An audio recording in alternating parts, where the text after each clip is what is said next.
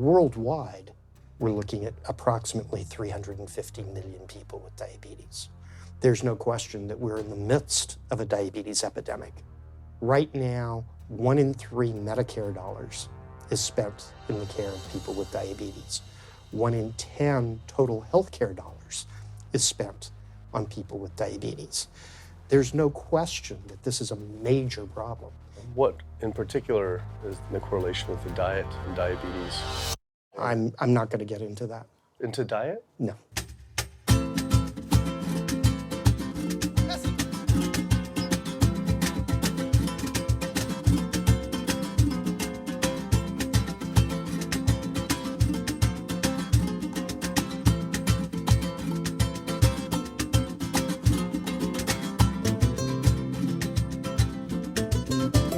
My name's Kip. I'm a filmmaker from San Francisco and I have a confession to make.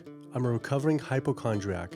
Like so many of us, I have a family history of diabetes, heart disease, and cancer. My dad had his first heart bypass at 49, his second at age 50. My grandpa died young from diabetes complications, and both my other grandpa and grandma died of cancer. I was always paranoid that I would also get one of these diseases. Like any good hypochondriac, WebMD Symptoms Checker was essentially my browser's homepage. Even in my teens, I took Metamucil every day and a daily aspirin. I read all the latest self-diagnosis books, I ate every multivitamin I could get my hands on, and I was obsessed with bodily functions. I followed all the large health organizations' recommendations for preventing disease. I exercise regularly, don't smoke, don't drink soda, get enough sleep, reduce stress, and grew up eating what I thought was a healthy diet. Until... World Health Organization this morning has classified processed meat such as bacon and sausage as carcinogenic, directly involved in causing cancer in humans. Processed meat is clearly linked to an increase in cancer. Hot dogs or bacon could be just as dangerous as smoking cigarettes. The World Health Organization had looked at over 800 studies from 10 different countries, finding a direct link to consuming processed meat and cancer. Just one serving of deli meats daily increases your risks of colorectal cancer by 18%.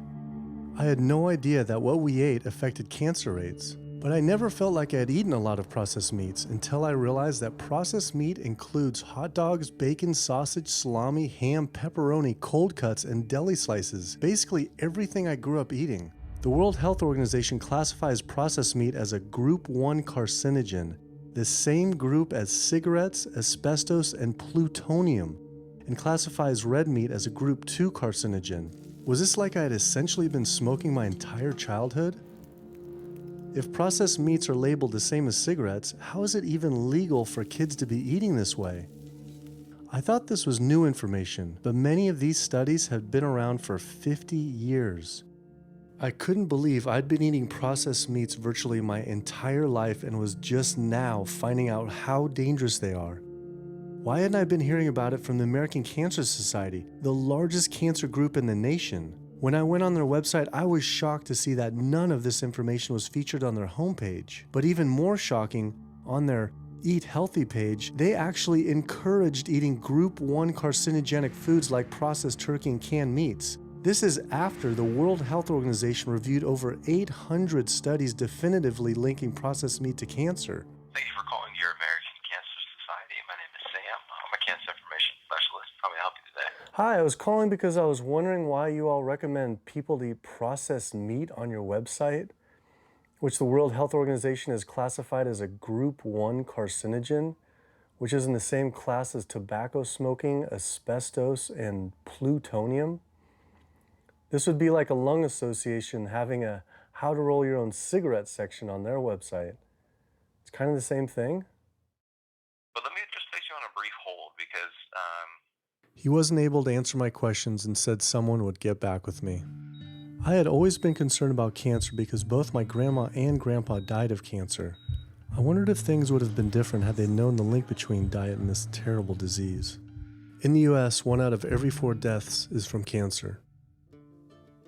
Oh, sweet. American Cancer Society rep confirmed an interview this week. So we just went in for the interview with the American Cancer Society rep, and the security guard said there's no interview scheduled. So I went into my phone, and it turns out last night, after I told her that the interview is going to be about the correlation between diet and cancer, she said she could no longer do the interview. After repeated emails asking why she was declining my interview to simply talk about diet and cancer, she stopped responding altogether. Why would an American Cancer Society rep not want to talk about this? I was, however, able to connect with a growing movement of doctors who are willing to talk about the link between the standard American diet and disease. And it goes beyond just cancer. I took my old trusty van, Super Blue, once again out on the road.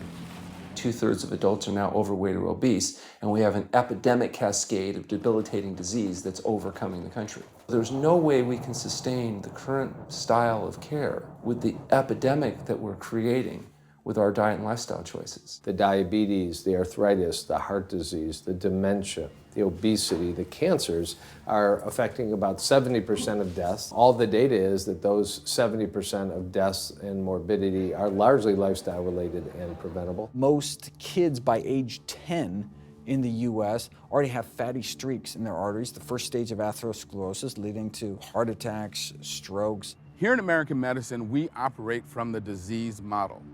We are in the business of treating sick people. We are not in the business of trying to prevent people from becoming sick. When you look at chronic disease risk, all the things that we walk around worrying about, actually dietary choices trump smoking when it comes to those risks. If I could deliver one message to the researchers who are looking for the cause of diabetes and the cause of clogged arteries and the cause of high blood pressure and the cause of obesity, I would tell them the answer's in 3 words. It's the food. It's what Americans are eating. Today, with 2/3 of Americans being overweight, clearly there's a food issue. In the next 25 years, 1 out of every 3 Americans will have diabetes. My name's Michael Abdallah. I'm from Atlanta, Georgia, and unfortunately I was diagnosed about 10 years ago with diabetes, and 8 years ago I had 2 stents put in. I don't know where to go, I don't know what to do. You're just like out of options and you don't know what to do. You're taking medicine, you're listening to this doctor, and the cardiologist says take this, and the endocrinologist says take that, then your general practitioner doctor says you don't know what's going on here. And it's a real challenging thing, and it's something that you don't want to get it. You just don't want to get it. Government and media almost exclusively blame lack of exercise and sugary foods as a cause of diabetes. But I wanted to talk with an actual expert on the role of diet and diabetes. I went to speak with premier physician, diabetes expert, and researcher, Dr. Neil Barnard. What role does sugar play in causing diabetes? It drives me crazy. Diabetes is not and never was caused by eating a high carbohydrate diet, and it's not caused by eating sugar. The cause of diabetes is a diet that builds up the amount of fat into the blood. I'm talking about a typical meat-based, animal-based diet. You can look into the muscle cells of the human body and you find that they're building up tiny particles of fat that's causing insulin resistance. What that means is the sugar that is naturally from the foods that you're eating can't get into the cells where it belongs. It builds up in the blood, and that's diabetes. I had never heard that meat was associated with causing diabetes. We had always been told that sugar or obesity caused it. Renowned weight loss bariatric surgeon Dr. Garth Davis, though, agreed. Everyone thinks that you get diabetic because of carbs. They did a huge study in that EPIC study, 500,000 people. Carbs consumption was inversely related with diabetes. In other words, the more carbs someone ate, the less diabetes they had. But meat was strongly correlated. Get that aha moment. The starches, the carbs are good for you. They're not bad for you. This idea that carbs make you fat is utterly ridiculous. Carbs cannot make you fat in and of themselves. We have storage in our muscles and in our liver for carbs called glycogen. So when we eat carbs, we either store it or we burn it. Now, eat fat, that goes straight to your fat. Your body can't turn those carbs into fat unless you're really overdoing the calories. Obesity, it's a death sentence. You're at much higher risk of getting cancer. You're almost certainly going to get diabetes. I mean, no one wants to fat shame, and we all want everybody to be comfortable with our bodies, but this movement to be comfortable with our bodies has made us comfortable with being sick, and that's a huge problem. I go into the hospital and I look around me, people on dialysis, all these sick people, and just about every disease in there is because of what people are eating. Here's the thing.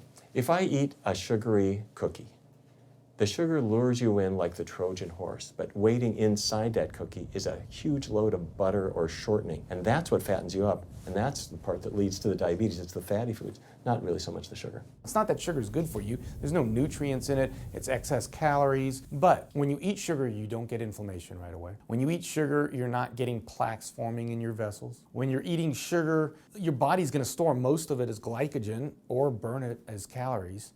And so this focus on sugar has taken all the focus off meat, dairy, eggs, pork, turkey, chicken. People need to understand, you know, if their child gets diabetes, you've just taken 19 years off their lifespan. We're talking life and death.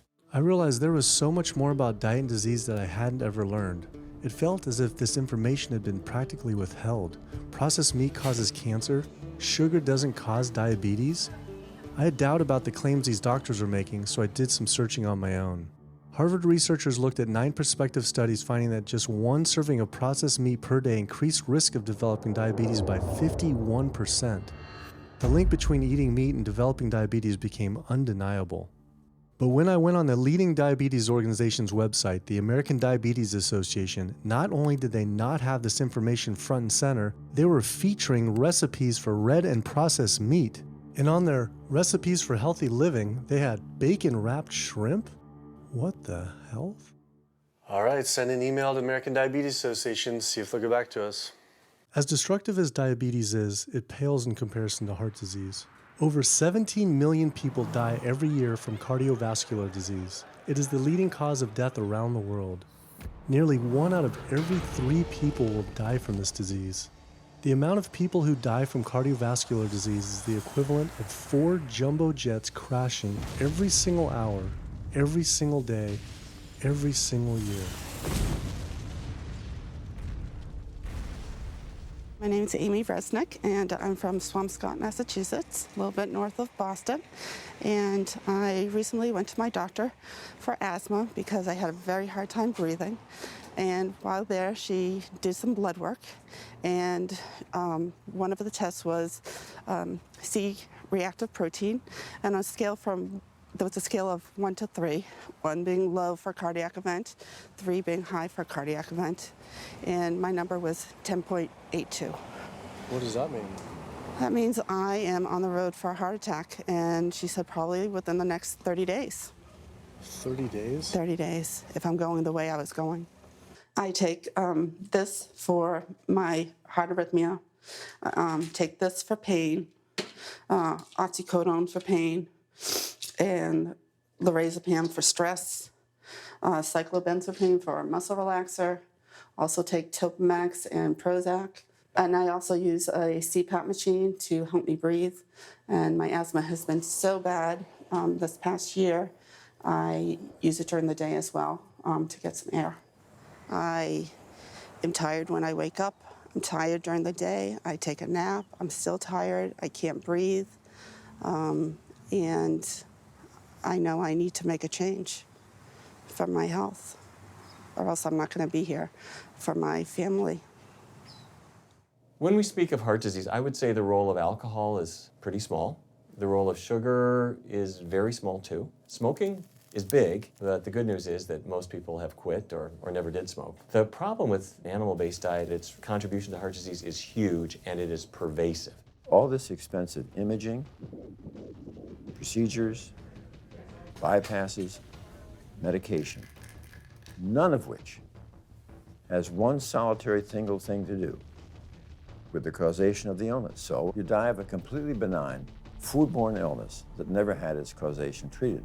When we eat these kind of dead meat bacteria toxins, within minutes, you get this burst of inflammation within your system such that you basically paralyze your arteries. You get this stiffening of the arteries, their inability to relax normally in half. So it's not like decades down the road eating unhealthy, there'll be some damage. No, we're talking damage right then and there within minutes of it going into our mouth. Many people are given the diagnosis of Alzheimer's disease when it's not true Alzheimer's at all. The vast majority of people suffer dementia due to their tiny blood vessels in their brain clogging up and their nerve cells being shortchanged of oxygenated blood. And guess where that blood vessel dementia comes from? Those little tiny arteries are clogging up from that steady stream of fat, cholesterol, etc. It's really quite clear from the standpoint of cancer and the standpoint of cardiovascular disease that animal protein plays an enormous role. Is chicken better? It's a question of whether you want to be shot or hung. The flesh food that I would eliminate from the American diet would be poultry, would be turkey and chicken. A brilliant advertising campaign has convinced people that, oh, it's white meat, it's healthier. The leading source of sodium in the American diet for adult is chicken. It can be labeled all natural chicken, but be injected with this salt water, I think up to 800 milligrams of sodium. Heterocyclic amines are clear-cut carcinogens, and they can form in any kind of meat as it's heated, as it's cooked. But by far the biggest source is chicken. We sent researchers into fast food and family restaurants. Not only were there carcinogens in every single restaurant, but we found them in every single chicken sample that we took. If somebody brings their family in and they're buying a bucket of chicken, nobody tells them that there are carcinogens. If you're selling carcinogens to people, you've got to warn them that they're in there. But the American Cancer Society encourages people to switch from red and processed meat to chicken. Why would the American Cancer Society tell people to switch from eating one carcinogenic food to another when a Harvard University study showed that men with prostate cancer who eat large amounts of chicken increase their risk of the disease progressing 4 times? The #1 dietary source in America of cholesterol is chicken because of the volume of chicken. You know, chicken's become grilled chicken and organic chicken. It's machismo, but it has nearly as much cholesterol per gram as red beef. So just on sheer volume, it's the #1 source. Yeah, eggs being close behind. I'd never really thought about eggs much. I just thought of them as a standard part of a healthy diet. But then I found a study suggesting that eating just 1 egg a day can be as bad as smoking 5 cigarettes per day for life expectancy. The yolk of a hen's egg is the most concentrated glom of saturated fat and cholesterol. It is made to run a baby chicken for 21 days with no outside energy. It is pure fat and cholesterol. And when we put that into our bloodstream, it coats our red blood cells. Our blood gets thicker and more viscous. It changes our hormone levels. It raises our cholesterol levels. There's nothing healthy about eating the yolk of the egg. But I thought cholesterol and saturated fat wasn't an issue anymore. You know, these saturated fat studies that have come out trying to vindicate saturated fat, this is a campaign by the dairy industry, right? #1 source of saturated fat is dairy. It's not meat. 2008, the global dairy industry got together at a meeting and explicitly, read their agenda, was to neutralize the negative impact of milk fat by regulators and medical professionals, unquote. So what did? They funded studies. The main study that started the whole saturated fat media craze was funded by the National Dairy Council. The egg industry similarly funds studies that confuse consumers by making claims that eggs don't negatively affect heart function. That is, only when compared to eating a McDonald's sausage McMuffin? So what they're really saying is that eating eggs is just as bad as eating a McMuffin. When you eat foods like beef or steak or a processed meat, a hot dog, you're not just getting saturated fat. You're also getting other additional toxins that are in that food. There's heme iron, carcinogens, processing chemicals. This is all a lot more complicated than just looking at saturated fat. You know, the strategy is not on making their products any safer. The strategy is to just try to confuse the public, to introduce doubt. You know, there's a famous tobacco industry memo. It's called "Doubt is Our Product." That's all they had to do. They didn't have to convince Americans that smoking was healthy, right? They just had to introduce doubt. Then they would win. If there's just enough controversy, people kind of throw up their hands, I don't know what to eat. Confusion is their game. I really don't think people thought what they ate led to heart disease. They think, oh, it's genetic, my parents had it. And I don't think people really think that what they ate led to diabetes. I think, oh, my parents had it, I was gonna get it. And certainly cancer, they don't think that way. People have bad lifestyles that they've inherited environmentally. They've been exposed to a certain way of eating and living that they've carried on into their adulthood, passed on to their children. That is why they go on to develop the same diseases that their parents and grandparents may have had before them. But it is not inevitable. Even if you have a genetic predisposition, doesn't mean it's going to necessarily manifest. And what determines whether it manifests or not may be those epigenetic variables, the things that you can control, the environmental factors, the dietary factors, the lifestyle factors. So we can actually change the expression of genes tumor suppressing genes, tumor activating genes, by what we eat, what we put into our body. So, even if you've been dealt a bad genetic deck, you can still reshuffle it with diet. I had always thought that I would develop heart disease at a young age because both my dad and grandpa had heart attacks. I was taught that they were genetic, but their heart attacks probably had less to do with genes and more to do with their diets high in meat. That's why when I went on the American Heart Association's Heart Healthy Recipes page, I could not believe they had an entire section on beef recipes. This was just like the American Cancer Society encouraging eating Group 1 carcinogens on their site. Meatloaf, pork loin, steak on your recipe list? Are you kidding me? It's like this menu is trying to give people heart attacks. At your website, we noticed heart healthy recipes, and we were kind of bewildered by why there's a bunch of recipes on, a whole section on beef recipes, and there's also a section on egg recipes when there's such a strong link between beef, red meat, and heart disease. I honestly don't know because I don't do that, I guess. That's not what I do. Another organization rep that wasn't able to answer my questions, but he said that he'd have someone get in touch shortly. I was, however, able to talk to the president of the American College of Cardiology, Dr. Kim Williams. So the American College of Cardiology is a 47,000 member and growing organization with a dedicated mission to reduce heart disease and to improve patients' lives. And if you look at the incidence of hypertension and diabetes and mortality in men, they actually get reduced as you go higher and higher in terms of how much you restrict animal products. What about fish? So fish is a little different. You've got the 4 worries, which is PCBs, mercury, saturated fat, and cholesterol. And the cholesterol is all over the place. You can hit tuna in water, that'll be almost less than a glass of milk, to salmon or tilapia, which is higher than a pork chop. If you look objectively at fish, what you find is they've become essentially mercury sponges. And that's why in many parts of the country they warn you, don't have more than so many of these fish a week because it's getting too much mercury can kill you. Fish are eaten by bigger fish who are eaten by bigger fish, and these pesticides and herbicides bioaccumulate in the fish flesh. And these big fish, including the salmon, which people think is the healthiest fish, truth is the amount of pesticides and herbicides in the flesh of these fish are shocking, and they have estrogenic and cancer-promoting properties in them. They'll say, well, but don't sardines have less concentration of toxic waste product than other ones? Something being less toxic doesn't make it healthy. It just makes it less toxic. Farmed fish is by no means healthier. All the antibiotics that these animals have to be fed, similar to chickens and turkeys kept in confinement. These fish get infections. They get fungal infections, they get bacterial infections. You've got to feed them antifungals, antibiotics, and these substances accumulate in the fish flesh as well. I always knew that pollution was bad for our health, but I had never thought about the environmental pollutants affecting food.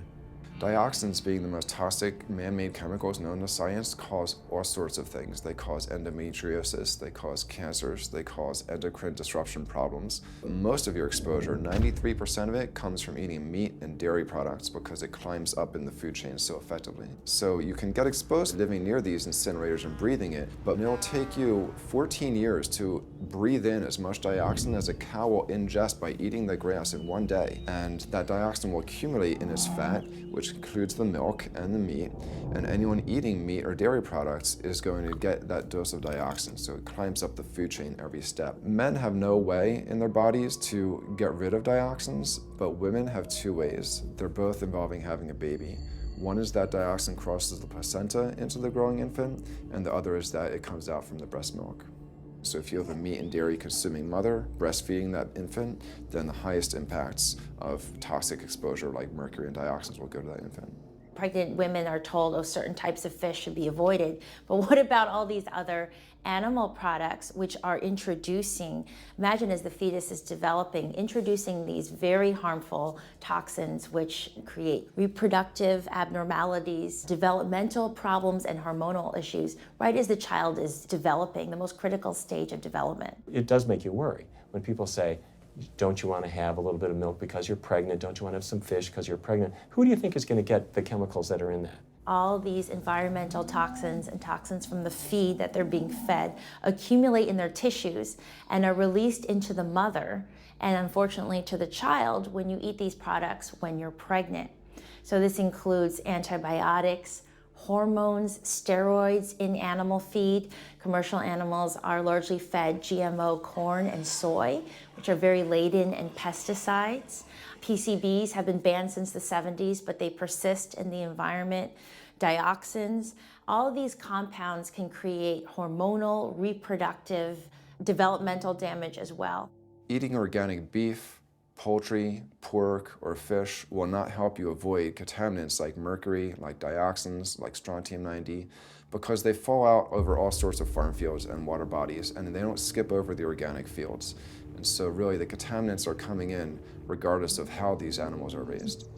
I had always been concerned about the possible health impacts of GMOs, but then found out that most of the world's GMO crops are actually consumed by livestock, with dairy cows consuming the most per animal. This fact, with everything I'd learned about bioaccumulation, made dairy terrifying, especially considering how much cheese I ate in my life. Cheese is an amazing product when you think about it. It's probably one of the single best foods at compromising health that you're going to actually feed to people. Think about it. You've got an animal product, so you've got all the issues of biological concentration. You have a highly processed food product, and not only does it have naturally a lot of saturated fat, but you put a lot of salt into it. There's a strong link between dairy foods and autoimmune diseases, and so that can show itself up as excessive production of mucus and exacerbation of asthma in kids who are prone to that, and even adults. And also there's an association between dairy foods and multiple sclerosis and type 1 diabetes, which is an autoimmune disease, and other rheumatologic problems.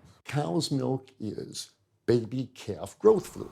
That's what the stuff is. There's absolutely no child or human on earth who actually needs the milk of a cow any more than they need the milk of a giraffe or a mouse. Most people in the world are lactose intolerant. I mean, that's the normal state of affairs. Why would your body create this enzyme to digest lactose after weaning, after infancy? It doesn't make any sense. 73% of African Americans are lactose intolerant, 95% of Asians, roughly 70% of Native Americans, and about 53% of Hispanic Americans are lactose intolerant. Our government is encouraging Americans of color to eat foods that it knows is going to make them ill. Ultimately, what that boils down to is the government is telling me as an African American to eat food that's going to make me ill for no health benefit so that it will benefit dairy farmers. That's a form of institutionalized racism. Yeah, milk is a risky food for human consumption. As a pediatrician, I see on a daily basis children suffering from conditions that are linked or associated to dairy consumption, such as eczema, acne, constipation, acid reflux, iron deficiency, anemia. Cow's milk protein is the most allergenic food. People say, well, no, I want hormone-free, not injected with bovine growth hormone. But milk is this hormonal fluid, so it's just packed with sex hormones and natural sex steroid hormones like estrogen, progesterone. In fact, doesn't matter if it's conventional milk, doesn't matter if it's organic milk. Milk without hormones, that's an oxymoron. Organic dairy has just as much saturated fat and cholesterol and galactose and all the things that you don't want as conventional dairy. Dairy products in general have a lot of other products associated with it, not the least of which is pus. I mean, they actually have laws limiting how much pus you can actually have in a milk and still sell it. I believe it's like 750,000 pus cells per cc. Because, I mean, you wouldn't want too much pus and it'd be like pure pus. People might object. In fact, you could think of cheese as kind of coagulated cow pus, if you would. But I was always told that we need milk for strong bones. I'm Jane Chapman, and not too long ago, finally got some x-rays of the hips and back. Severe bilateral osteoarthritis of the hips. And actually, I'm scheduled for 2 hip replacements. That's bone on bone. It's the grinding of the joints. My stability is scary. I hold on to the walls if I'm at home. I've been told to use a walker. I'm only 61. This is not how you're supposed to live when you're this old. I have a really hard time believing that that's all that's left. Researchers have studied bone development in kids and whether they get stress fractures and that kind of thing. And the kids who drink the most milk have zero protection. Milk does not build strong bones. Harvard researchers have looked at a large group of older women. Over an 18-year period, the milk drinkers had zero protection from fractures. So this old notion that somehow milk is going to build strong bones or protect your bones later in life, it's a myth. People that drink milk have higher rates of hip fractures, have more cancer, and live shorter lives. It turns out that countries with the highest dairy consumption also have the highest rates of osteoporosis, so clearly drinking more milk doesn't protect your bones. Doing more research, I found that dairy was linked to many different types of cancer as well. Just like many of us, I thought that the majority of cancer was due to genes, but only 5 to 10% of cancer is actually genetic. Any cancer is caused by a DNA mutation, but that's not enough. So that can cause that first cancer cell, but one cancer cell never killed anyone. 2 cancer cells never killed anyone. But 1 billion cancer cells, now we're running into problems. So we need to reduce the growth factors in our body, like IGF-1. Insulin-like growth factor 1 is this cancer-promoting growth hormone involved in every stage of cancer cell growth and spread and metastases. Any animal protein boosts the level of IGF-1. Dairy products increases your risk for various forms of cancer, especially those related to your hormones. So breast cancer, prostate cancer, ovarian cancer. So this is not a product, even in its most pure state, you want to be consuming because it does come with risk. I found out that dairy can increase a man's chance of getting prostate cancer by 34%. And for women who've had breast cancer, just 1 serving of whole dairy a day can increase their chance of dying from the disease 49%, and dying from anything 64%. Why weren't breast cancer sites like Susan G. Komen warning everyone about this? For calling Susan G. Komen, this is Jocelyn. How may I help you? Okay, so we're wondering why you don't have a huge warning about the dangers of consuming dairy on your website when there's a direct link to breast cancer. There was a study published in the Journal of the National Cancer Institute that found out women consuming dairy who has had breast cancer increases their risk of dying of breast cancer 49%. I was wondering why it's not on your website. We cannot answer these types of questions. Once again, another health organization rep saying someone else would have to answer my question. Rather than risk being stood up again, I went straight to the local Susan G. Komen chapter to see if they would answer my questions.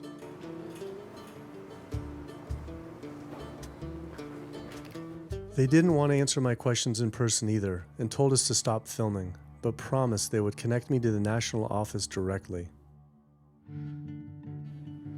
Susan G. Komen's Pink Ribbon campaign had done a lot to raise awareness for breast cancer. Although it was confusing to see pink ribbons on dairy yogurt containers. Breast cancer can be prevented with a healthy diet and lifestyle, but we're not. We're talking about pink ribbons and putting all the money into research for the cure. I, for one, know that I would want my daughter, my mother, me, I want to focus on not getting to that point, and that's where I would like to see more energy and effort put. I had been a hardcore cheeseaholic virtually my entire life, despite the risks, but like so many others, I seem to have been addicted to it. It turns out that the casein protein, that's the main protein in dairy products, and particularly in cheese, it breaks apart in the human digestion to create what are called casomorphins, casein-derived morphine-like compounds that go to the brain and they attach to the very same receptor that heroin attaches to. Don't get me wrong, they're not as strong as that, but they are strong enough to make you come back again and again and again, despite the fact that you're gaining weight, you're more unhealthy than you've ever been, but that cheese just calls out to people. Casomorphin may play a role in SIDS and sudden infant death syndrome, may play a role in autism. This is one of the reasons why we don't want infants drinking milk from cows. Human breast milk has 2.7 grams of casein per liter, compared to 26 grams per liter for cow's milk. That's practically 10 times more. No wonder it's so addictive. This talk about addiction made me think about all the drugs animals are fed. I went to the headquarters of the Center for Food and Safety, the nation's leading FDA government watchdog group, to see how concerned we need to be about drugs in our food. So that we know of, there are at least 450 different drugs that are administered to animals, either alone or in combination. These drugs are given to animals for a variety of reasons, very, very few of which are actually beneficial to consumer health. We've got drug companies that work real hard to make sure they can sell lots of drugs to people raising cows, pigs, and chickens. The pharmaceutical industry sells 80% of all the antibiotics that it makes in the United States to animal agriculture. Antibiotic residues are found in meat, other antimicrobials are found in meat, there has been ractopamine found in meat, there's been hormones found in meat. So right there you're talking about 4 different drugs. It could be, in the same piece of meat.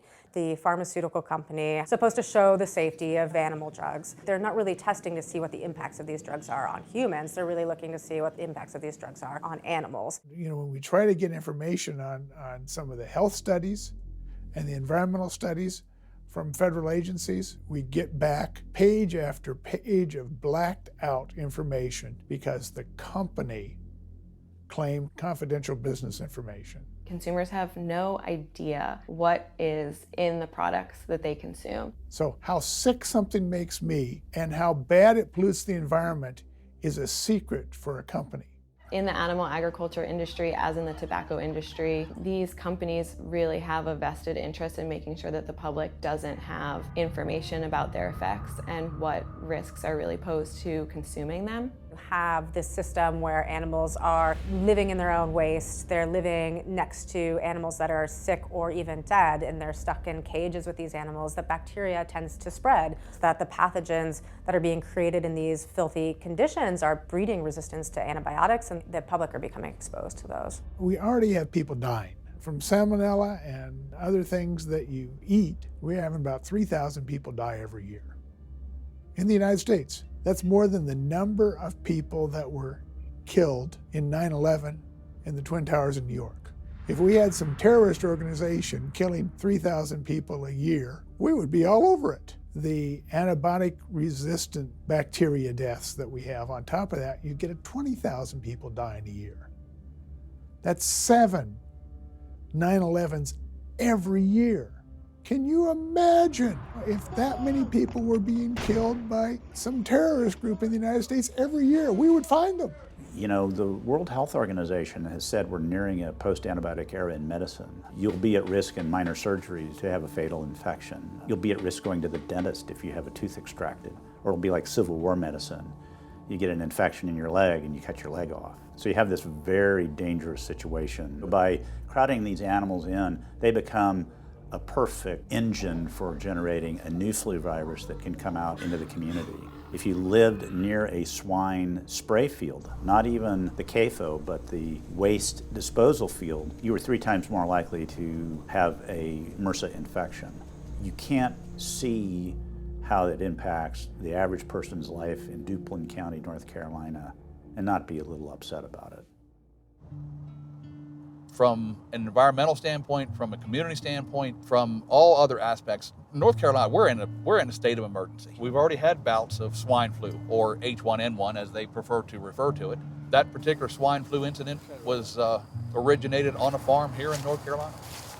There's approximately the same number of hogs in North Carolina as there are people. Between 8 to 10 times the amount of feces is produced by a hog, an adult hog, as compared to an adult human. 10 million pigs in North Carolina produce the waste equal to 100 million humans. This is the equivalent of the entire U.S. eastern seaboard flushing their toilets into North Carolina, but there's no waste treatment. The pigs' waste falls through slats in the floors of the sheds they are forced to live in. It is then pumped into giant waste pits, which leach into rivers and streams, and is pumped out unfiltered onto fields, further polluting the environment and neighboring health. When you go back and you look at where these hog facilities are located, there's a disproportionate number of them that are located near communities of color, low-income communities. It is definitely a human rights issue. My sister, she have asthma, and her brother, he have asthma. He's 3, and we don't know what she might have. I have asthma, I have sinus, I have sarcoidosis, that's the bacteria, and I have a pacemaker, which is 6 sinus syndrome. But mostly everybody in this neighborhood got asthma or either cancer. My neighbor there died from cancer probably just last year. My nephew down the street, he's got cancer. He's in terminal cancer, stage 4. Not a smoker, not a drinker. And it's not in his lungs. It's in his lymph nodes. But see, if you live here and saw the way they do, you wouldn't eat no pork. Well, I don't eat bacon because I know where it comes from. When they die, They go into a box and they decompose because they swell, especially from the heat. A truck come and pick them up, take them to the processing plant in Rose Hill, round them up into feed, and feed it back to the hogs. If I come out this door, if he's spraying there, it's gonna come in my face. It hit you right in the face. Smell like something that you have never smelled before. It smells worse than a dead body. It's the family graveyard. I have my grandmother out there, my sisters, my brothers. When we go to the funeral, he used to spray. During the funeral? During the funeral, yes. During the funeral. Yeah, he spray. And when the people come, everybody be closing their nose up, saying how it stink. They can want to have a cookout on Sunday, he'll spray. Do you think he does it on purpose? I think so. Because he just sprays Sunday. He always sprays Sunday. And in most of these area, hog houses and turkey house is in the black area or the Hispanic area. It's either or. Do you think it's also a civil rights issue? Yes. Yes, I do. Yes, I do.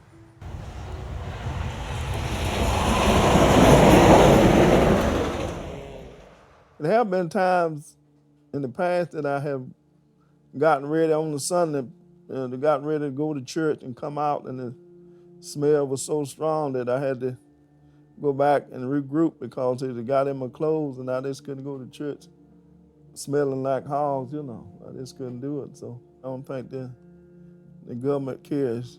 They care more about cooperation than do people, individuals. And they're going to keep on. They're going to put more chickens in this state. This is the feast season. You're in capital of the world right here in North Carolina. My state. Look, there's a blue line stream right here come into my property almost, and the Contentney Creek right here. I've seen that blue line stream now filled with feces and urine from that hog pen, and they can say, well, we feed the world. They're not interested in feeding the world. They're interested in making money. You take the money away from them, they'll let the folks starve. Because if you want to feed the world, you can feed the world with more corn, using corn and wheat and stuff like that, and you can meat. Meat is a luxury item. When we're doing things that hurt other people, we're wrong. But a lot of good people will sit there and eat bacon knowing that it's causing someone else to be very unhappy. I woke up the next morning to find the Burden River had experienced another massive fish kill from the pollution running off hog farms. Tens of thousands of fish were washing up on shore. All this talk about health, I realized that I was only focused on personal health. But health started to mean so much more to me. It was about health of my family and our communities. I couldn't under good conscience support an industry that I knew was harming others. Pollution from animal agriculture isn't just an issue in North Carolina though. Raising animals for food produces more greenhouse gases than the entire transportation sector. It is a leading cause of rainforest destruction, species extinction, ocean dead zones, and freshwater consumption.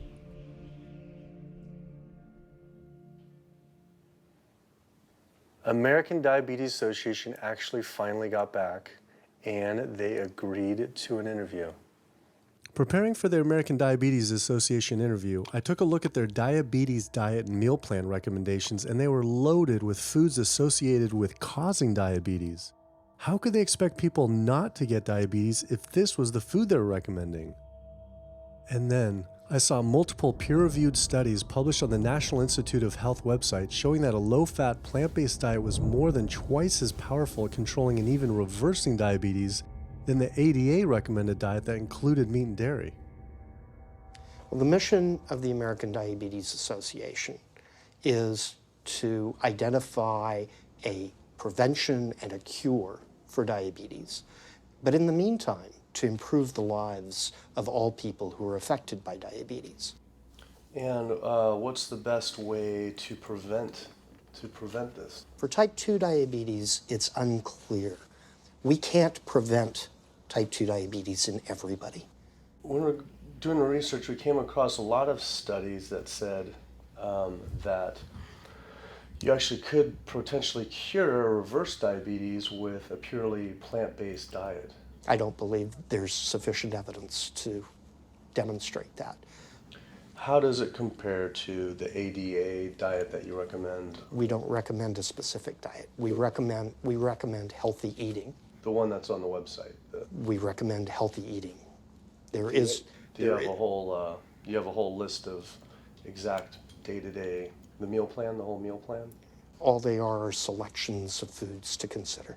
We do not have a diabetes diet. But with that selections, I consider that plan compared to a plant-based plan. No one's done that study. We found actually some studies, that a 74-week study found that low-fat vegan diet versus the ADA plan in type 2 I diabetes. think we're done here. I'm not gonna get into an argument about. Oh no, I was just wondering the studies of if this is true or if it shows that. Or Any diet works. Any diet works if people follow it. But if it's a diet that's not the proper diet, like if anyone follows a diet that they eat I can't tell you what a proper diet is. I can tell you what an improper diet is. So then we can talk about the good diets. I'm not sure why. I'm not going to get into that. Into diet? No. Why not? If that's where you want to go with this, I'm sorry, I'm not the person that you should be talking to. And why is that though? If that's what you want to get into, I'm not the person you need to be talking to. Who do we talk to about diet? You can talk to anybody you want. But that's interesting though. Why not recommend a diet? Because the data don't exist to support it. But if we see data that we looked up that supports it with, like, you know, the NIH, in Europe, the European Association of Study. We're done. I'm sorry, I'm not going to get into that argument with you. No, it's not an argument. I'm not going to get into the argument. Why is it an argument? It's just talking about in European study of diabetes and other places that have studies, why. There are lots of studies. Why is it even an argument? There are lots of studies in the literature, many of which have never been replicated or, frankly, are wrong. That's why we do peer review, okay? The European Association of Study of Diabetes has been peer reviewed? Or I don't know what study you're referring to, and in the absence of being able to see that study, I'm not going to comment. I could show it to you. I'm sorry, I don't have the time for that. I just don't understand why it's an argument, though. Okay.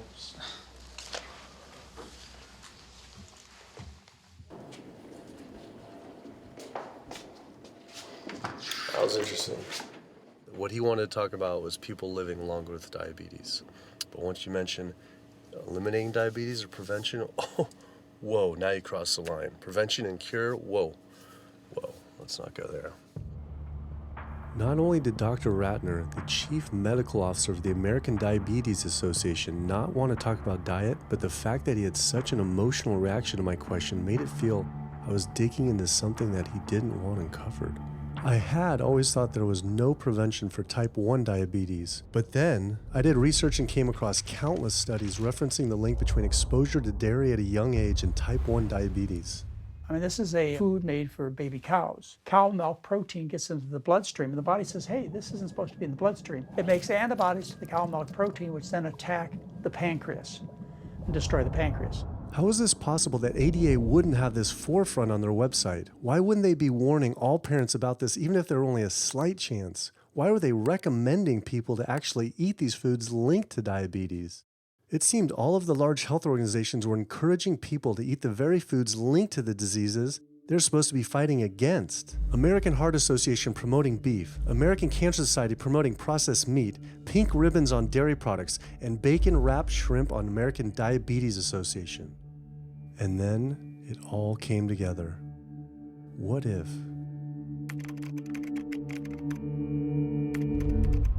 And there it was. The American Diabetes Association was taking money from Dannon, one of the world's largest dairy yogurt producers, Kraft Foods, makers of Velveeta processed cheese, Oscar Mayer processed meats, Lunchables processed kids meals, and Bumblebee Foods, makers of processed canned meats.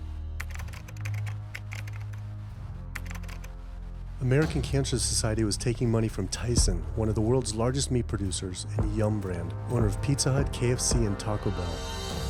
Susan G. Komen was supposed to be fighting breast cancer, was corporate partnering with KFC, Dietz Watson Processed Meats, and Yoplait Yogurt. And the American Heart Association was probably the most disturbing of all, taking hundreds of thousands of dollars from the beef industry, poultry, and dairy producers, and millions from fast food and processed food manufacturers. Every single one of these organizations was taking money from meat and dairy companies that are associated with the causes of these diseases. This would be like the American Lung Association taking money from the tobacco industry. I was sick of not getting answers, so I went to the headquarters of these organizations myself. We have to speak to someone in person. There's millions of people dying from the foods that they're recommending people to eat. I wanted to find out why Susan G. Komen had accepted $35 million from Yoplait when their products can increase a woman's chance of dying from breast cancer 49%. And ask American Cancer Society if taking money from KFC and Tyson was the reason they promote eating meat. But every one of these organizations declined to be interviewed. What's really sad is that we cannot trust information from these leading health organizations like the American Heart Association, the American Diabetes Association, because they are taking money from the very industries who are causing the problems that they're supposed to be helping to prevent. So that makes the truth something that you are not going to be hearing, as far as nutrition goes, from these organizations. Well, that would be the end of their funding, that would be the end of their jobs, that would be lawsuits, they would bring the entire catastrophe down upon their heads, and they would essentially disappear as organizations. This one time I got invited to a charity fundraiser for the American Diabetes Association, and I showed up and they had a whole buffet and it was all just animal products. I remember like a big thing of barbecue chicken. And I was like, I stormed out. I said, like, serving chicken at a diabetes event is like serving alcohol at an AA meeting. It just doesn't make sense. We had scheduled to film an interview with a prominent surgeon, but before we could get inside the building, the hospital's media relations manager stopped us. Actually, I understand that Dr. said that you could film here today, but unfortunately that's not going to be able to happen. I know that he advocates for patients changing their diets, but the hospital makes money off these surgeries, and the reality is he does too. So we can't do anything that's going to negatively impact the hospital, so unfortunately you're not going to be able to film here today. I was sickened by how open she was about the hospital being more interested in profits than people's health. But it wasn't just this hospital or these organizations. Even the US government is involved too. Every 5 years, the U.S. Department of Agriculture creates dietary guidelines for Americans. The committee who writes these guidelines has been made up of individuals who have received money from McDonald's, the National Dairy Council, the American Meat Institute, the National Dairy Board, the National Livestock and Meat Board, the American Egg Board, Dannon, candy and sugar companies, Coca-Cola, and Anheuser, just to name a few, which means we are getting our dietary recommendations from the very industries that are killing us. And when the USDA, makes a pyramid or a power plate every 5 years for the American public, they're going to guarantee that on that plate are going to be foods which, when consumed, will result in millions of Americans perishing. The USDA, which is supposed to be protecting us, has two missions. It's supposed to protect us, and it's supposed to protect the producer. And guess what? When those two come head to head, they usually choose the producer. In internal documents uncovered by Dr. Greger, the USDA admitted that eggs cannot legally be called nutritious, low-fat, part of a balanced diet, low-calorie, healthful, healthy, can't say it's good for you, or even safe. Yet they still promote these products to the American people through federal checkoff programs. If you ask somebody if they've heard of a checkoff program, the odds are they haven't, although daily they are seeing the messaging that these programs produce. So checkoff programs are responsible for the messages that we see on TV, on the internet, on bus billboards and magazines that say things like, milk, it does a body good, or milk life, beef, it's what's for dinner, pork, be inspired, the incredible edible egg. The dairy checkoff program gave $12 million to Domino's to just market cheese-heavy products. And this is the USDA, this is the government. If you've seen those ads for the Pizza Hut pizza, the stuffed crust, or a pound of cheese, those are all government advertising schemes for the industry. How can we put more cheese on beef? How can we put more milk in a coffee? Things like that to just drive consumption of these just unbelievably unhealthful products. So McDonald's, for instance, has 6 people staffed full-time, according to records we found, whose salaries are paid for by this government program, but funded by the producers who are regulated by it. And these 6 people sit there at McDonald's headquarters and just come up with ideas. Triple cheese decker McCheese muffin stuffed bacon cheese slider? with extra cheese? Nice. Yes. You don't think of it on a day-to-day basis that these are government programs. The Wendy's Bacon Double Cheeseburger, government program. The steak fajita at Dunkin' Donuts, government program. You would just never think that this just pure garbage from a food standpoint is coming from a federally funded program. That's one of the things that makes checkoffs so incredibly creepy, is that it is our government telling us, eat more beef, drink more milk, eat more cheese, eat more pork. One of the very effective ways that the dairy industry promotes its products is to reach children, because kids are impressionable, they're going to be consumers for their entire lives, and you might as well get them while they're young. So dairy spends at least $50 million promoting its products in public schools throughout the country with posters with people with milk mustaches and messages like "Milk, it does a body good" or "Milk life." Targeting young people, right? The tobacco industry had to keep replacing their customers who are dying with new customers. The meat industry knows they have to target young people. That's why we have these foods in schools and marketing messages at a younger and younger age for kids to get hooked on all the wrong kinds of foods. So there's all kinds of parallels. School districts where processed meats are all over the place. Maybe it's going to be bacon on the menu, sausage, hot dogs, or a pepperoni pizza. Any of those things are processed meats, and those are pretty much the worst of the worst with a direct link to colon cancer. And yet you have every day in the schools meal items with processed meats. If the Surgeon General puts warning labels on tobacco because of their cancer risk, why aren't the same warning labels on meat?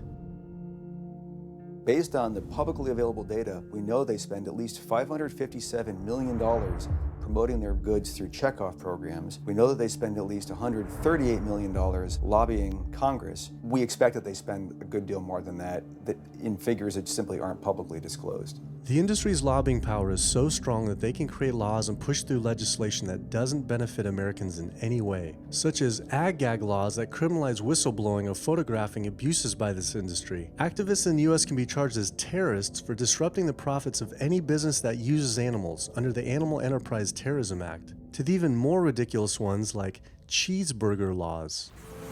A cheeseburger law is a law that says a plaintiff cannot recover against a manufacturer, distributor, or retailer on the theory that the food made the plaintiff obese or caused an obesity-related disease. Cheeseburger laws are a direct response to a problem that the tobacco industry has had. Big Tobacco has paid $400 billion to state Medicaid programs. Cheeseburger laws proponents say, we don't want to see the same kind of thing happen to the meat and dairy industries. The fact that these laws are based on a model template called the Common Sense Consumption Act is actually ironic, because what they're saying is, you, the consumer, should have the common sense to know that our food is bad for you. I've often typified the meat industry to people who maybe don't understand its power and reach, as it's got all the money of big tobacco and big pharma, and it has the personality of the National Rifle Association. So any little thing that comes up, man, they beat it to death. Robert Martin wasn't exaggerating. When the profits of the egg industry were threatened by egg alternative company Hampton Creek Foods, extremely disturbing emails were uncovered by Ryan Shapiro and Jeffrey Light. We uncovered documents demonstrating the American Egg Board considers Hampton Creek, quote, a crisis and major threat to the future of the American egg industry. The American Egg Board considers a successful egg replacer company to be such a threat that they joke on their government email addresses about murdering the CEO. In internal government emails with the heads of the egg industry, they suggest having the CEO of Hampton Creek, Josh Tetrick, murdered, including a menacing email from the executive director of the American Egg Board.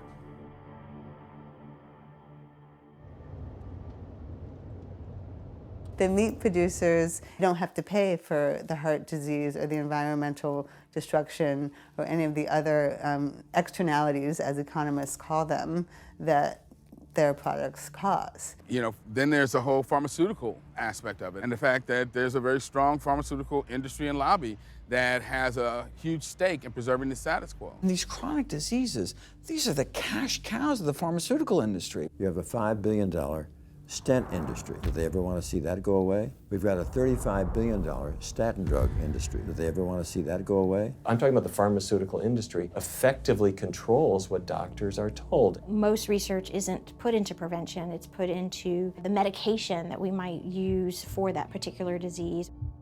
I'm on 2 different high blood pressure medicines, 6 asthma type medicines even after 4 years of shots, and then another medicine to help take care of side effects from some of those medicines.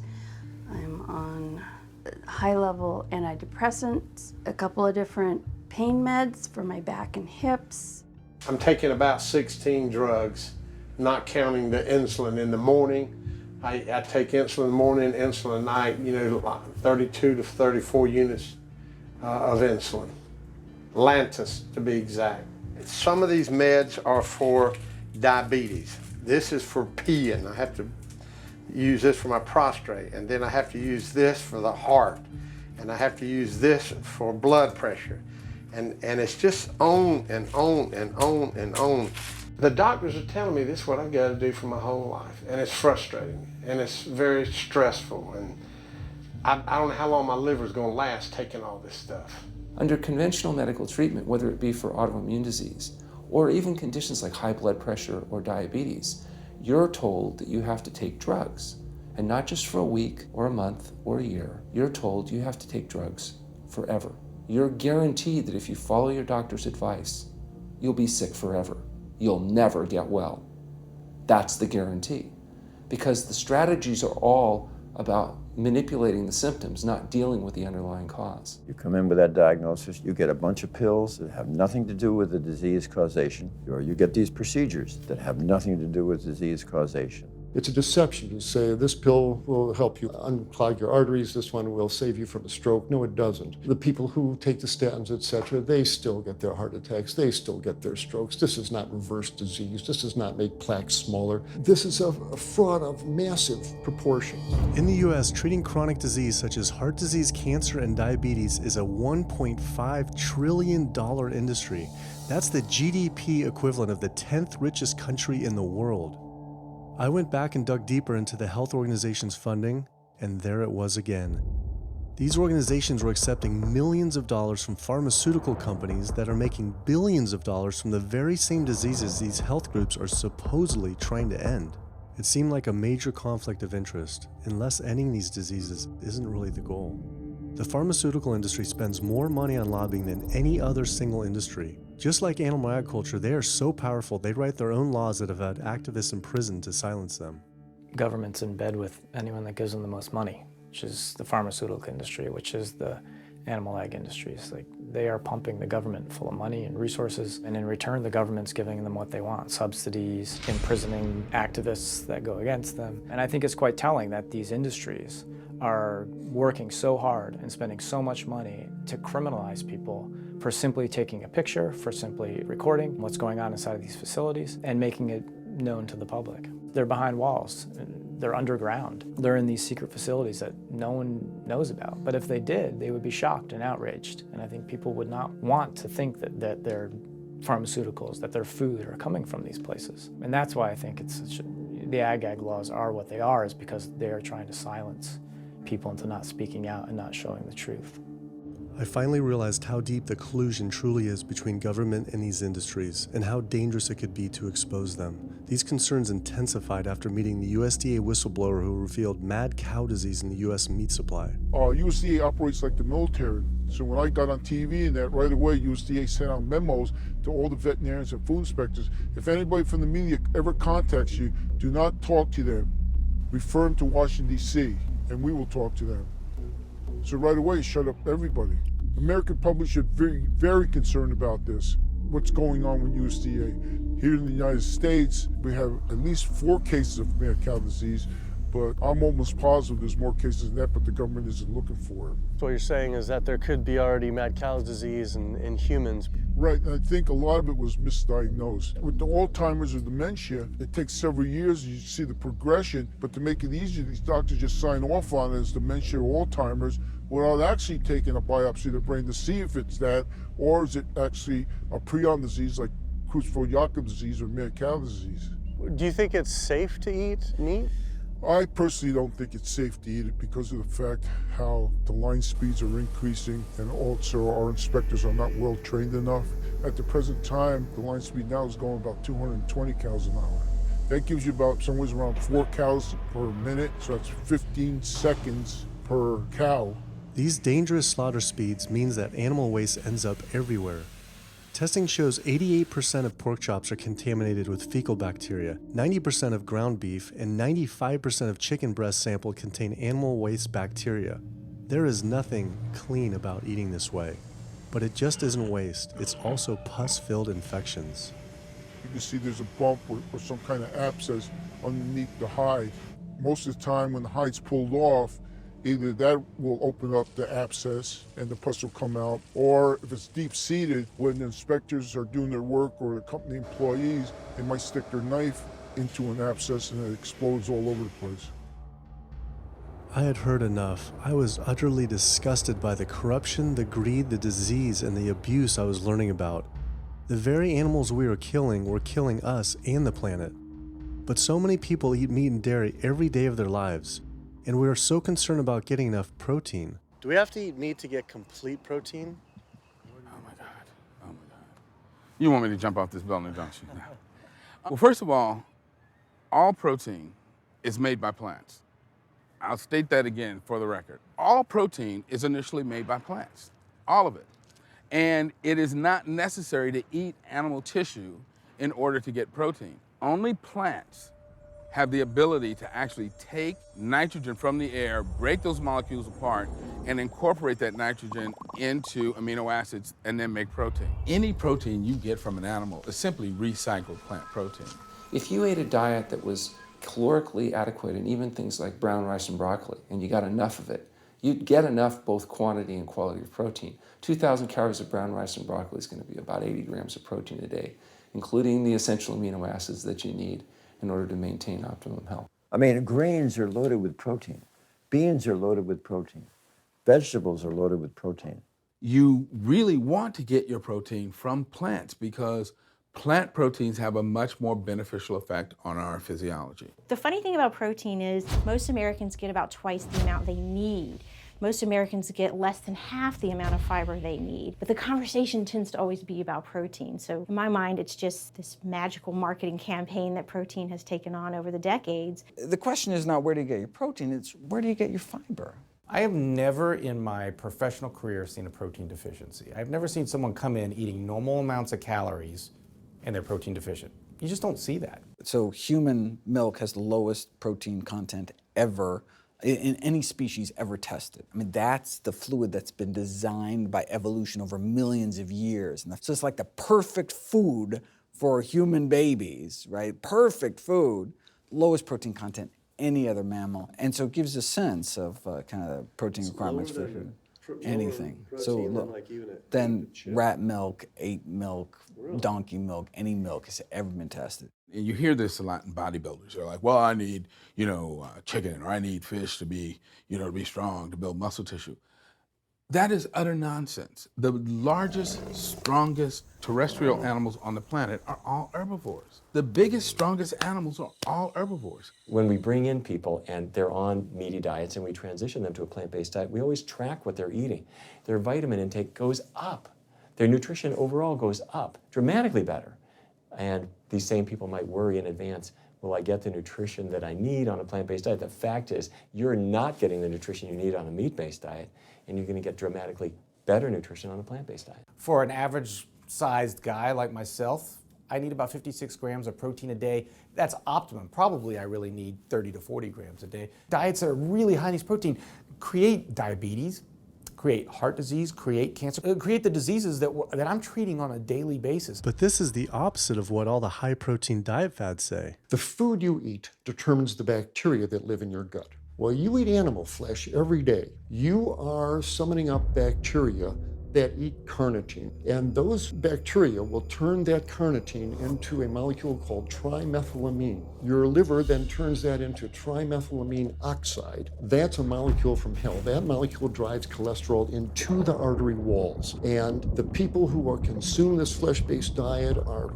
contributing to plaque building up. They may lose weight on this diet, and that's good. But what's happening inside your arteries, paleo friends? What's happening is that plaque is building up, and these are the folks who dropped dead at the gym at 39. Boy, he was lean and he looked really good. But where is that cholesterol going? It's going into your artery walls. So I believe these paleo folks are setting themselves up for an epidemic of clogged arteries, colon cancers, autoimmune diseases. This is not a healthy diet. We are not carnivorous apes. Humans' closest living relatives are chimps, who get 97% of their calories from plants and the remaining 3% mostly from insects. Comparing the anatomy of true omnivores like bears, who eat both meat and plants, to frugivores like primates, who eat almost exclusively plants, the differences are pretty clear. Frugivore teeth have flat molars for chewing plants, where omnivore teeth are serrated for stabbing and tearing flesh. Frugivore jaws can move forward and back and side to side. Omnivore jaws cannot. Omnivores have much stronger stomach acid for digesting meat compared to less acidic stomach acid of frugivores. The intestines of frugivores is 9 times their body length compared to 3 times for omnivores. This is because meat will putrefy in the gut unless it is moved through quickly. If humans were indeed true omnivores, we would need to change our physiology and appearance quite a lot. But we fit every requirement of a frugivore. We may behave like omnivores, but anatomically, we're frugivores. Human beings, unlike bears and raccoons, and to some extent dogs, don't have that mixed anatomy and physiology that you see in the true omnivores, and thus we are not true omnivores. In humans, the canines have become really small and rounded and actually function like accessory incisors. They're utterly useless for ripping and tearing anything other than an envelope. So the idea that the mere presence of the canine somehow means that we're supposed to eat meat is silly. He was right. I always thought my canines were for meat, but what kind of animal could I actually kill and eat raw with these tiny teeth? The thought alone was disgusting. I mean, everybody loves a smoothie made with fruit and even some vegetables, but if you think about putting a fish or a piece of beef in a blender and grinding it up, the thought is absolutely repulsive. All these diseases I had learned about were from eating a diet our body wasn't designed for. What would happen if we started eating a diet our body actually was designed for? The data is crystal clear that you can stop and reverse heart disease with plant-based diets, scientifically shown. I've seen it in my own patients. People who adopt low-fat plant-based diets can actually reverse their heart disease, and that literally means watching the plaque start to go away, something they didn't think could happen. My experience with patients is, and those studies show, that when people adopt a fully plant-based diet, their cholesterol levels plummet within a few days. And if you do blood tests in a couple of weeks, you'll see dramatic improvements. Yes, your numbers are going to look great within a week or two. Your cholesterol can come crashing down. In fact, if you're on medications, your doctor may have to pull off your blood pressure medication so your blood pressure don't drop too low because it can work too good. Like that, the side effect is not having to take drugs. In a groundbreaking study published by Dr. Esselstyn following patients suffering from cardiovascular disease, 99.4% were able to avoid major cardiac events by going plant-based. Because it's not just heart disease. It's hypertension, it's diabetes, it's strokes, it's heart attacks, it's several of the autoimmune diseases, lupus, asthma, GERD, osteoporosis. I mean, there's a multitude of diseases, even rheumatoid arthritis. It can be so dramatic. When you see these poor souls with just absolutely crippled with rheumatoid arthritis go plant-based, then they come off their medication. I wanted to follow up with Jane Chapman, who had been suffering from severe osteoarthritis, and I could not believe what I saw after only a few weeks of fasting and changing her diet. So it's so amazing. See, like this only a few weeks later. I know. From going from the walker, needing wheelchair assistance at the airport, to strolling down the street, enjoying the fresh air, the sunshine. 2 weeks. It's all it took, 2 weeks to get off all the meds and start to feel the inflammation just kind of drain out of the body, where the movement was much easier. Just a lot of healing occurred very, very rapidly just by doing the right things for your body. When you're treating diseases with drugs, you know, there's one drug you take for cholesterol, a different class of drugs you take for high blood pressure, different class of drugs you take for diabetes.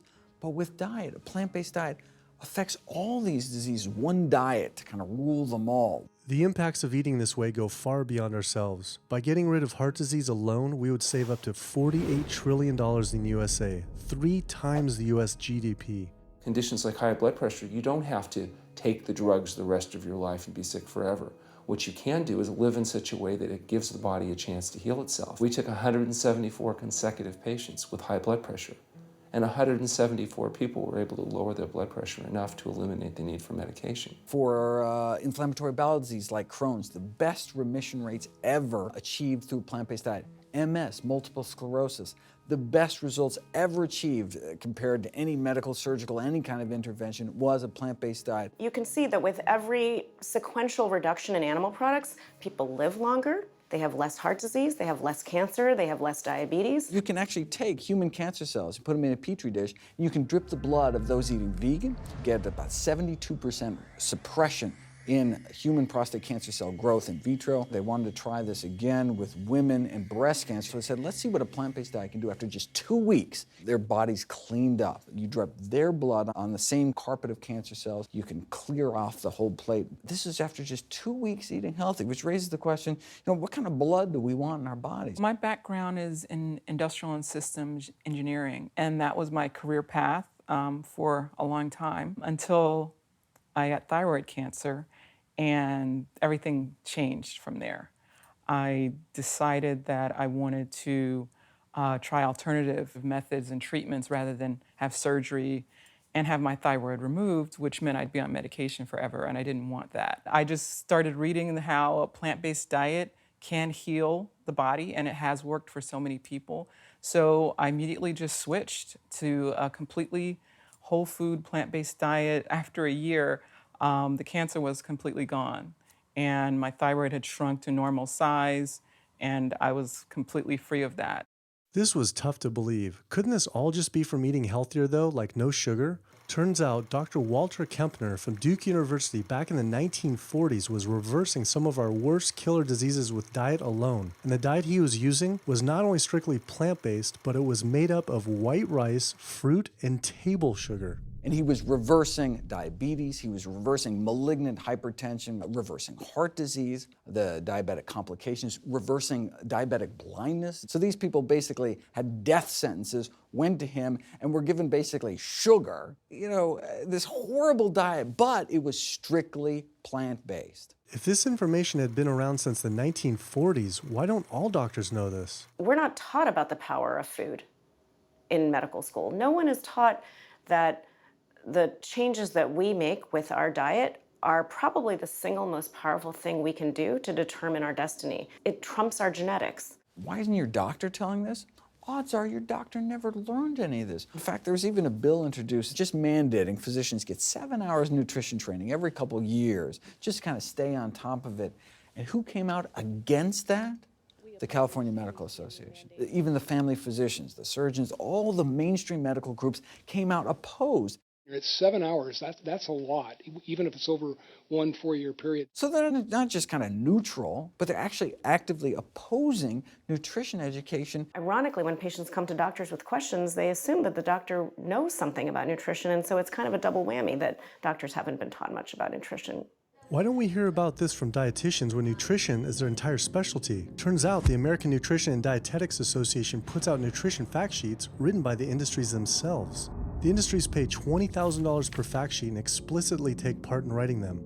So you can learn about eggs from the egg industry, and you can learn about lamb from the lamb industry. This would be like learning about the benefits of smoking from the tobacco industry. When people are eating meat, I think of it as a bit like smoking. It's sort of Russian roulette. You may not get diabetes, but your chances of getting diabetes, about 1 in 3. You may not get cancer, but your chances, if you're a man, about 1 in 2. A woman, 1 in 3. Your chances of gaining weight, 2 out of 3. It's not all diet, but most of it is. The best thing that you can do to make sure that you empty all those bullets out of the chamber and you're not taking risks with your health is to get the animal products out of your diet and eat healthy foods.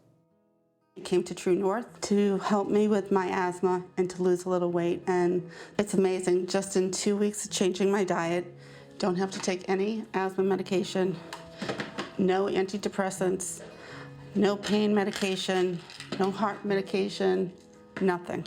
No medications at all.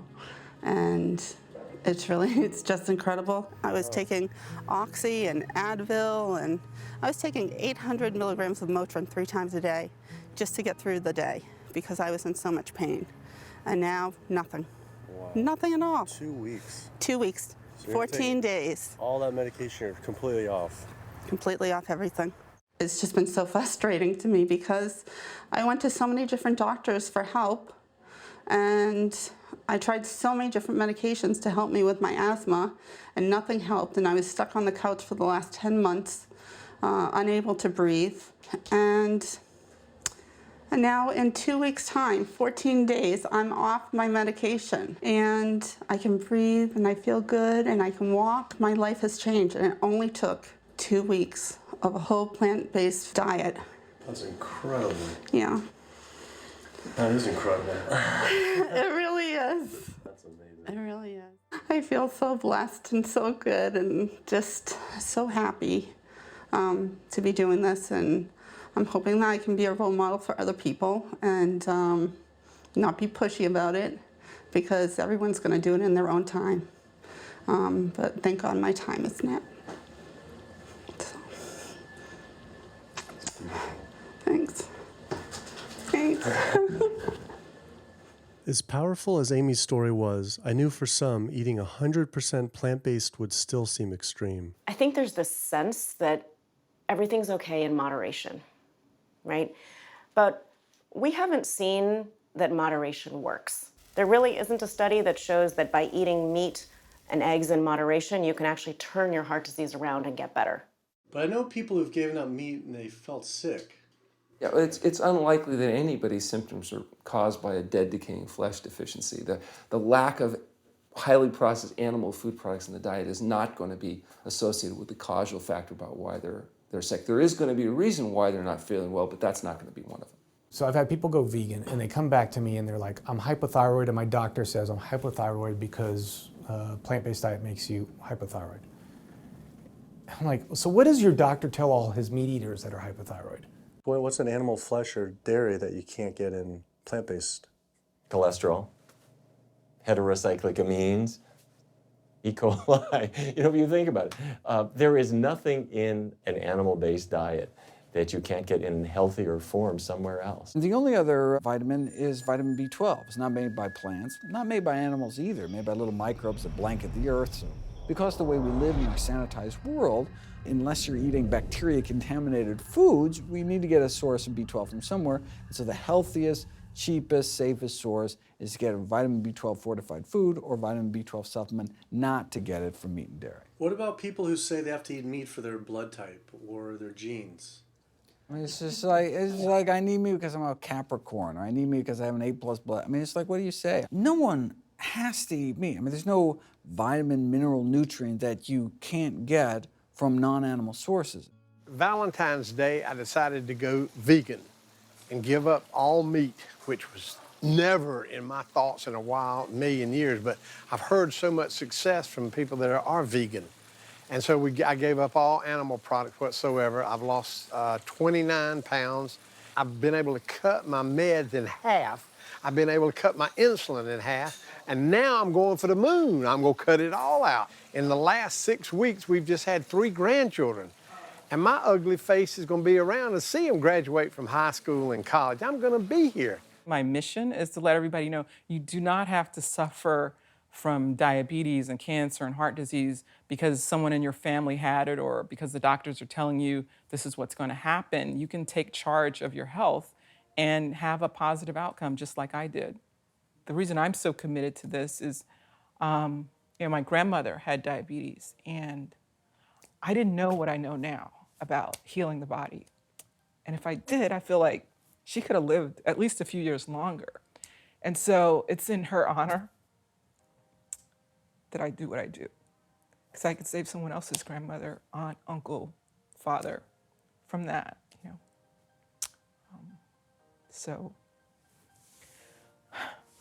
So I'm excited about getting the message out there. There's a common belief that eating plant-based is expensive. Not at all. It can be done in a very inexpensive way where you buy foods that are in season and you shop in the bulk bins, and that saves a lot of money. You can eliminate a lot of your expenses on your grocery bill by not buying meat and dairy because those things are expensive. Our meal plan for a family of 4 is $25 per person in the family. 2064 is your total. 2064, whoa. That's for an entire week of food. Really? An exploding movement of elite athletes are utilizing vegan diets to heal injuries, speed recovery times, and enhance their performance. Before I was vegan, I was only bench pressing 315 like 5 times. Then after going vegan, I was doing 400, 425, 465. And I was like, oh my God, this is amazing. I'm vegan and I'm bench pressing 465 pounds. This is ridiculous. And as soon as I went vegan, tendinitis started disappearing. My strength in my right arm started coming back. High blood pressure was going down. You can't be strong and be dying on the inside. That's not strong. That's weak. That's really weak because yeah, you look big and strong on the outside. Yeah, big man. No, but your heart's crying for help on the inside. You're dying. I'm a professional parkour athlete, a 2-time world freerunning champion, and more recently I got into Ninja Warrior where I'm captain of Team Europe as we won USA versus the world. For something like Ninja Warrior and parkour specifically, you really need to have a good strength to body weight ratio. So I was carrying mass that I really didn't need. And when I went vegan, I lost 15, 20 pounds. I was more agile, I was more efficient, more stamina in my body. Just that extra bit of pop that I didn't have before, it just gave me that extra strength. So this is a very vibrant way to live. It can enhance you as an athlete. For me, 100% better athlete than I was before. It unlocked a whole new chapter of my training. The science is there, the health is there, the athletes are there proving that you don't need to eat dead animals to be strong, to be healthy. I started working out when I was 47 years old. All the muscles you see, I gained as vegan. I gained 15 pounds of muscles on my body, eating all plant-based vegan foods. All the aches and pains in my body, it just went away. Because I'm not ingesting so many inflaming foods, the acidic foods that animal products are. Gorillas, rhinos, and elephants, they all get their muscles and strength from eating plants. That's what I do. I travel all around the world for my surfing, and I've always been able to eat vegan. I feel like if you want something, you can make it happen. I just don't make any excuses. I would never not be vegan now that I know all the benefits and now that I know how it feels to be vegan. Every aspect of my life has been improved by adopting this lifestyle. I feel better, I perform better athletically, I sleep better, my energy with my kids is better, my focus at work is better, everything is better. My skin cleared up, kept myself trim for 9 years now doing this. All I can tell you is that I felt and I continue to feel better than I ever felt before. My friend Jason Lester and I were the first people to do this challenge called Epic 5, which entailed doing 5 Ironmans on 5 Hawaiian islands in under a week. An Ironman is a 2.4-mile swim followed by a 112-mile bike and then running a marathon, 26.2 miles after that. So we did 5 of those in a row on 5 different islands in a little under a week. Yeah. You almost die? Yeah. Where'd Did you you die? So I guess the famous question, where did you get your protein in there? From plants. Like so many people, I was looking for excuses not to change my diet. But once I finally did, I felt liberated. Within days, I could feel the blood running through my veins with a new vitality. Within weeks, I felt a transformation throughout my entire body and mind. Not only could I survive on a purely plant-based vegan diet, I could thrive. I felt amazing. I competed in my first marathon in 6 years, training half the amount and beat my personal record by 23 minutes. Less than a month later, I did my first full Ironman. Although I could possibly get away with eating a little bit of meat and dairy without ill effects to my personal health, I could no longer willingly support an industry I knew was causing so much suffering to communities, families, and all life on the planet. A whole new world opened up. I felt whole again, connected to a greater sense of what true health is, and where true health doesn't end with me, but begins with us. If people adopted a plant-based diet, the changes we would see in our individual health, in our national health situation, and in this physical environmental world we live in would be so profound. I mean, today, you can say, I'm not going to eat that stuff anymore. It's one thing that I can do myself personally to make a difference. it will give you a greater sense of well-being and happiness when you know that, one, you're not destroying your health every time you sit down to eat, you're not promoting cruelty, and you're not damaging the earth. I don't want my gains to be at the detriment of the planet of other things. And yet, I'm not weaker, I'm stronger. That's the beauty of it. When you're altruistic, when you make choices for the greater good of others, it comes around, benefits me as well. It benefits us all. Studies show that we can not only survive, but we can thrive. I just feel this is a great way to live, not harming other beings when we can be healthy and happier. I love it. It's a great life. I never thought that I could feel this good at this age, and I just want everybody to feel this way. I feel like a 20-year-old. I'm almost 50. Nothing tastes as good as healthy feels, basically. And so the choices that we make every single day, day in and day out, around our food, has the capacity to bring us true health and optimal wellness, not just individually, but collectively, as a species and for our planet. We're not going to live forever, but while we are alive, we can live well. And for me as a doctor, that's what I want to see. Where there's a will, there is a way. And I believe that.